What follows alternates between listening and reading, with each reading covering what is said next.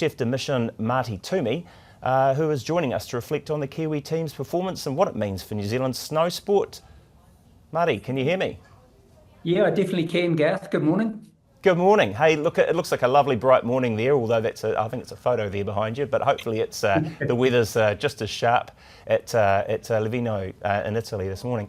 Hey, look, I guess straight off, what sort of a games has it been now that you can look back on it?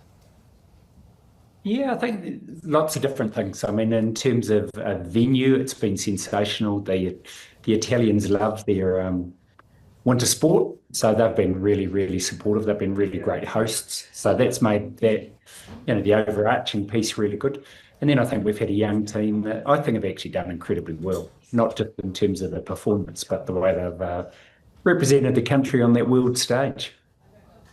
With, I guess looking at that medal tally and comparing it with Beijing, when we did manage to pull off a gold, and I say we, it's always sort of a huge amount of individual endeavour in these things, but you kind of feel like the country owns the result. Does that, any reflections there on the comparisons between how we did in Beijing and how we've done here? Yeah, look, I think the thing with winter sport is the margins are tiny. It's one small little squeak on a slippery surface, and that can be the difference between gold, silver, bronze, qualifying for a final, or just missing the podium. And we had plenty of opportunities. We couldn't quite convert, but the athletes gave absolutely everything they could, and I think they did really, really well.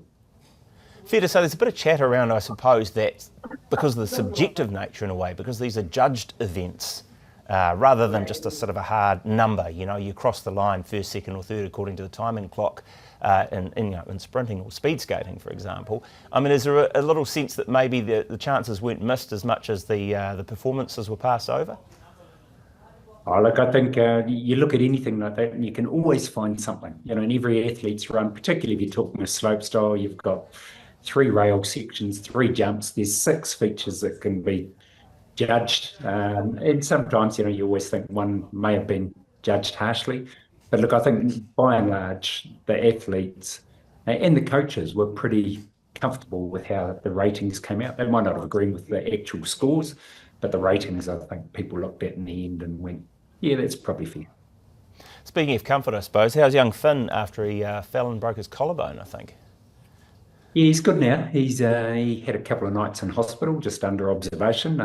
Obviously, a pretty big head knock as well. But yeah, he's now out of hospital, back in the care of mum and dad, and we'll spend a bit of time in Europe before he flies home. Yeah. Hey, so Luca Harrington, I understand, has been named to carry the flag at the closing ceremony. What sort of thought went into that? I think a lot of it, we have the opportunity to have a male and a female flag bearer. And we always, at the end of the games, it's really nice to reward those athletes who have done really well. They've had a successful games.